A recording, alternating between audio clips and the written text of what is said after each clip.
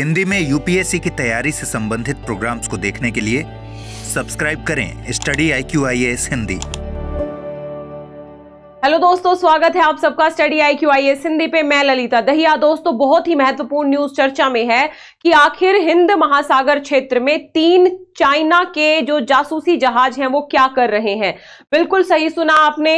हिंद महासागर क्षेत्र का जो रीजन है इसमें चाइना के 3 जासूसी जहाजों की पुष्टि हो चुकी है कि वो अलग अलग स्थान पे अपना नियंत्रण बनाए हुए हैं। यहां पे सबसे महत्वपूर्ण बात यह समझने की है कि चाइना पहले ही स्ट्रिंग ऑफ पर्ल्स पॉलिसी के माध्यम से भारत को घेरने की नीति अपनाता रहा है, जिसके तहत यदि हम म्यांमार के सितवे, कोको आइलैंड, इसके साथ ही श्रीलंका के कोलंबो, हम्बनटोटा, कराची, ग्वादर, जिबूती, मोम्बासा इत्यादि में जो चाइना की जो उपस्थिति है ये कहीं ना कहीं हिंद महासागर क्षेत्र में अपनी उपस्थिति को और ज्यादा मजबूत करने की दिशा में उठाया गया कदम है और ये भारत के लिए कहीं ना कहीं चिंतनीय विषय है। और भारत भी इसके परिप्रेक्ष्य में बेसिकली अपनी उपस्थिति मजबूत करने की दिशा में आगे बढ़ रहा है। लेकिन इसी क्रम में यदि हम बात करें कि स्पेशली हिंद महासागर में जो 3 चाइना के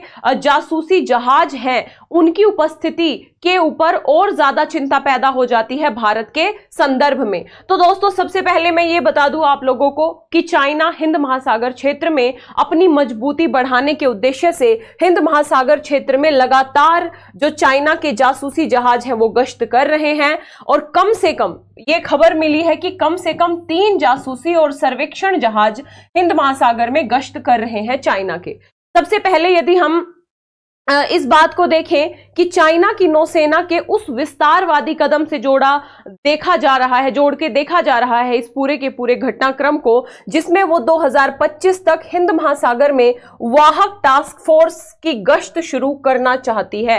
यानी कहीं ना कहीं हिंद महासागर क्षेत्र में जो चाइना है वो बड़े स्तर पे, व्यापक तौर पे अपना प्रभाव स्थापित करना चाहती है। यदि हम इन 3 जो जासूसी जहाजों की जो स्थिति का आकलन करें तो सबसे पहला जहाज कहां पे है, तो यदि हम अलग अलग इनकी बात करें तो चाइना का एक जासूसी जहाज जिसका नाम है जियांग यांग होंग 1, ध्यान रखिएगा, जियांग यांग होंग 1, ये अंतरराष्ट्रीय सीमा में अंडमान द्वीप समूह से 600 मील पश्चिम में मौजूद है। ध्यान रखिएगा, इसने 7 से 8 मार्च को बंगाल की खाड़ी में प्रवेश किया था और तब से ये यहीं पे सुस्थापित है। इस जहाज का काम पानी के नीचे चलने वाले स्वायत्त वाहनों, यानी जो वाटर के नीचे चलेंगे ऐसे स्वायत्त वाहनों के लिए परीक्षण करना है। और ये जो पानी के नीचे स्वायत्त वाहन चलेंगे, ये वाहन समुद्री सतह से लगभग 12 किलोमीटर की गहराई तक जाकर समुद्री तल की मैपिंग कर सकते हैं। याद रखिएगा, तो एक जहाज अंडमान द्वीप समूह से पश्चिम में 600 मील दूरी पे स्थित है जिसका नाम है जियांग यांग होंग 1। यदि हम दूसरे जहाज की बात करें जो कि जासूसी जहाज के तौर पे हम देख रहे हैं, मालदीव से 350 मील दूर है और इस जहाज का नाम है जियांग यांग होंग 3। ये मालदीव से 350 मील दूर समुद्री तल के अवलोकन और हाइड्रोग्राफिक सर्वेक्षण के लिए मानव रहित प्रणालियों को लॉन्च कर रहा है। चाइना का कहना है कि हमारे ये जो जहाज है ये परीक्षण के लिए हैं। हमारे जहाजों का उद्देश्य किसी दूसरे राष्ट्र की संप्रभुता का हनन करना नहीं है, वरन ये मात्र परीक्षण और अलग अलग जो एक तरीके से रिसर्च करनी है उनके लिए ये यहाँ पे सुस्थापित है। इस जहाज ने लगभग 3 महीने पहले हिंद महासागर में प्रवेश किया था। इसका उद्देश्य क्या है? जो चाइना की तरफ से कहा गया है कि भविष्य में जो विमान वाहक पोत जैसे दूसरे पोतों की हिंद महासागर क्षेत्र में तैनाती के लिए मॉडल तैयार करना, यानी जो विमान वाहक पोत हैं इस तरीके के जो दूसरे पोत हैं उनकी हिंद महासागर में तैनाती के लिए एक व्यवस्था स्थापित करना। ठीक है। यदि हम तीसरे जासूसी जहाज की बात करें तो ये मॉरिशस के पास तैनात किया गया है। ध्यान रखिएगा, इस जहाज का नाम है द यांग हाओ और इसको मॉरिशस में पोर्ट लुइस से 1200 मील दक्षिण में जो स्थापित किया गया है। चाइनी नौसेना की 45वीं एंटी पायरेसी एस्कार्ट फोर्स ये भी पोर्ट लुइस के दक्षिण पश्चिम में 550 मील की दूरी पे है और 46वीं एंटी पायरेसी टास्क फोर्स अदन की खाड़ी में भी काम कर रही है। यानी आप बड़े स्तर पे जो हिंद महासागर क्षेत्र की अलग अलग लोकेशन पे चाइना की उपस्थिति को बड़े स्तर पे हम देख रहे हैं। यहां पे इनका कहना है इस दायांग हाओ को लेके कि ये बेसिकली अदन की खाड़ी में जो समुद्री डाकू हैं और हुती विद्रोही हैं उनके जहाजों को निशाना बनाने के लिए स्थापित किया गया है मॉरिशस के पास। लेकिन ताज्जुब की बात यह है कि अभी तक एक भी विद्रोही को रोके जाने का जो उदाहरण है वो हमें देखने को नहीं मिला है, यानी कि अभी तक चीन द्वारा इन्हें रोके जाने की कोई खबर नहीं है।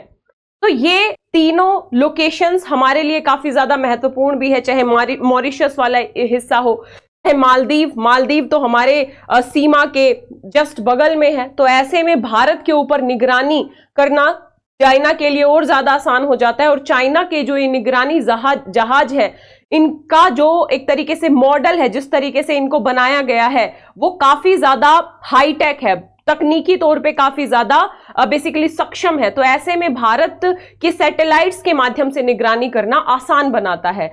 तो ये वो समय है जब भारत को भी एक तरीके से बहुत सशक्त होके काम करना पड़ेगा। ध्यान रखिएगा, जनवरी में अमेरिका ने भी इन चीनी जहाजों की आलोचना की थी और चिंता जाहिर की थी। स्पष्ट तौर पे जो अमेरिकी थिंक टैंक है उसने हिंद महासागर में इन जहाजों की उपस्थिति के ऊपर चिंता जाहिर की थी और रिपोर्ट में कहा था कि चीन की नौसेना अपने बलों की तैनाती के लिए इन गतिविधियों से प्राप्त जानकारी का लाभ उठा सकती है। यानी कहीं ना कहीं चाइना इन जहाजों के माध्यम से जो जानकारी एकत्रित होती है उस जानकारी के आधार पे अपनी नौसेना को हिंद महासागर के महत्वपूर्ण एरियाज में तैनात कर सकते हैं।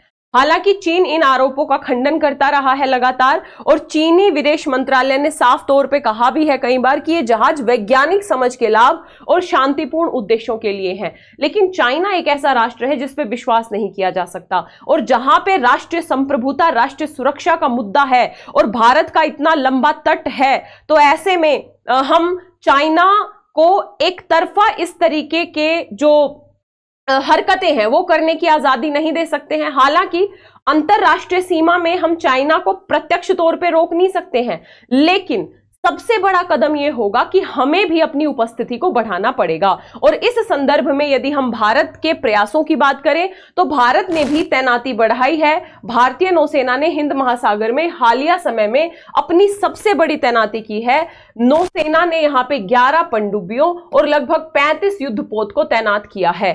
ध्यान रखना है, नौसेना ने पूरे हिंद महासागर की यदि हम बात करें, चाहे अरब सागर हो, लाल सागर हो, अदन की खाड़ी, सोमेलिया के पूर्वी तट पर 10 युद्धपोत तैनात किए हैं, जबकि अन्य बंगाल की खाड़ी में तैनात किए हैं। और जो इन एरियाज में विशेष तौर पे अदन की खाड़ी और सोमालिया के पूर्वी तट पे जो युद्धपोत तैनात किए गए हैं, इनका उद्देश्य हुती विद्रोहियों के हमले के साथ, मतलब के विद्रोह को रोकना और जो सोमालियाई डाकू हैं उनका भी मुकाबला करना है, और साथ ही चाइना की जो गतिविधियां हो रही हैं उनके ऊपर भी अप्रत्यक्ष तौर पे कंट्रोल रखना बेसिकली इन जो तैनाती है, इस तैनाती का उद्देश्य हमें दिख रहा है।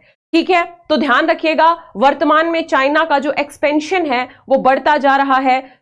यदि हम स्थल सीमा की बात करें तो चाइना लगातार अरुणाचल प्रदेश पे अपना क्लेम करता जा रहा है। अभी हाल ही में चाइना ने अरुणाचल प्रदेश के काफी सारे स्थानों का नाम बदला था, जो एक प्रतीकात्मक बढ़त के तौर पे चाइना दिखा रहा था कि अरुणाचल प्रदेश पे हमारा क्लेम है। ऐसे में यदि समुद्री सीमाओं के आसपास भी चाइनी जासूसी जहाजों की निगरानी लगातार रहेगी और भारतीय पक्ष यदि यहां थोड़ा सा भी कमजोर पड़ा तो चाइना हमारी जो इंफॉर्मेशंस है सैटेलाइट के जरिए जो वो प्राप्त करता है, उन इंफॉर्मेशंस का भारत के सुरक्षा हितों के खिलाफ भी प्रयोग कर सकता है। तो ऐसे में जरूरत है भारत भी सचेत हो जाए और भारत बड़े स्तर पे, हालांकि भारत ने यहां पे प्रयास कर दिया है, भारत बड़े स्तर पे चाइना के इस तरीके के कदमों का उसी रूप में जवाब देने के लिए भी भारत को तैयार रहना पड़ेगा। भारत को आने वाले वर्षों में चीन से समुद्री दबाव का सामना करना पड़ सकता है। हालिया रिजल्ट के आधार पे तो हम यही कह सकते हैं कि भाई समुद्र में भी भारत को बड़े स्तर पे चाइना के दबाव का सामना करना पड़ सकता है। अतः भारत की नौसेना को निरोध अभियानों के लिए मानव रहित पानी के नीचे ड्रोन, यानी भारत को भी इस तरीके के परीक्षण करने पड़ेंगे, बड़े स्तर पे तकनीकी में इन्वेस्टमेंट करना पड़ेगा और मानव रहित पानी के नीचे ड्रोन, लंबी सहन शक्ति वाली पनडुब्बियां हासिल करनी होंगी भारत को भी, ताकि भारत समुद्र के रास्ते भी चाइना को करारा जवाब दे सके। यदि भविष्य में इस तरीके की कोई परिघटना होती है तो हमें उसके लिए सक्षम होना पड़ेगा। यदि हम वर्तमान की बात करें तो दोस्तों वर्तमान में भारत के पास 3 परमाणु संचित बैलिस्टिक मिसाइल ले जाने वाली पनडुब्बियां हैं और तीसरी वर्तमान में गहरे समुद्र में परीक्षण कर रही है। यानी हम कहीं ना कहीं अपनी जो युद्धात्मक जो एक तरीके से स्तर है उसको बढ़ाने का प्रयास कर रहे हैं, लेकिन यहां पे हमें युद्ध स्तर पे काम करना पड़ेगा क्योंकि चाइना अपनी नीतियों से बाज आने वाला है नहीं। यदि हम हिंद प्रशांत क्षेत्र की बात करें तो हिंद प्रशांत क्षेत्र पे अपने डोमिनेंस को स्थापित करने की दिशा में कदम बढ़ाने के साथ साथ चाइना हिंद महासागर क्षेत्र में भी कहीं ना कहीं अपना डोमिनेंस बढ़ाने का प्रयास कर रहा है, क्योंकि हम सबको पता है हिंद महासागर क्षेत्र कितना ज्यादा महत्वपूर्ण है इन सभी देशों के लिए। व्यापार के दृष्टिकोण से यदि हम देखें, विशेष तौर पे चाइना की यदि बात हो रही है तो बड़े स्तर पे व्यापार इसी मार्ग से चाइना के पास जाता है। तो चाइना को भी हमेशा एक खतरा रहता है कि यदि यहां पे डोमिनेंस स्थापित नहीं हुआ तो हो सकता है भविष्य में अमेरिका भारत के साथ मिलके यहां पे चाइना के व्यापार को अवरोध कर सकता है। ध्यान रखिएगा, अंतरराष्ट्रीय राजनीति में जो फैसले लिए जाते हैं वो 2, 4, 5, 10 साल को देख के नहीं लिए जाते, वो 100 साल 50 साल के लंबी अवधि के परिदृश्य को देख के फैसले लिए जाते हैं। तो इस क्रम में भारत को भी ये प्रयास करना है, क्योंकि भारत के व्यापार की यदि बात करें तो भारत का बड़ा व्यापार जो हिंद महासागर क्षेत्र है यहां से होके गुजरता है, तो भारत भी अपनी सुरक्षा सुनिश्चित करे और चाइना की जो इस तरीके की गतिविधियां हैं इनका करारा जवाब देने के लिए सक्षम होना पड़ेगा भारत को भी। ठीक है, तो ये एक महत्वपूर्ण परिचर्चा थी। मैंने यहाँ पे आप लोगों को इन 3 चीनी जासूसी जहाजों की पूरी विस्तार में जानकारी दी और इसका कारण मैंने आप लोगों को बताने का प्रयास किया। आशा करती हूँ क्लास आपको अच्छी लगी होगी। दोस्तों, यदि आप 2025, 26 या 27 में आईएएस बनना चाहते हैं, बेहतर तरीके से प्रिपरेशन करना चाहते हैं, तो स्टडी IQ IAS हिंदी के P2I बैच से जुड़ सकते हैं। ध्यान रखिएगा, ये बैच 15 अप्रैल से शुरू होने जा रहा है। यदि एडमिशन लेना है तो स्टडी IQ की ऐप या वेबसाइट पे जाना है या इस वीडियो के डिस्क्रिप्शन में लिंक दिया होगा, उस लिंक पे आप क्लिक करेंगे। आपको कोड यूज करना है LD Live, LDLIVE। LD Live code के साथ आपको ये बैच मात्र 29,999 में मिल जाएगा। 18 किताबें बिल्कुल फ्री मिल रही हैं यदि अभी आप इस बैच में एडमिशन लेते हैं तो। बाकी 13 से 14 महीने में पूरा सिलेबस कंप्लीट हो जाएगा। आंसर राइटिंग, CSAT, ऐसे, करंट अफेयर सब कुछ इसमें इंक्लूड है। ठीक है, इसके साथ ही आप मुझसे जुड़ सकते हैं Lalita Dahiya academy Telegram channel पे। ध्यान रखना, मेरी सारी क्लासेस की PDF वगैरह यहीं पे मिलती हैं। इंस्टाग्राम, फेसबुक पेज पे भी आप मुझे फॉलो कर सकते हैं। तो आशा करती हूँ ये इन्फॉर्मेशन आपको अच्छी लगी होगी।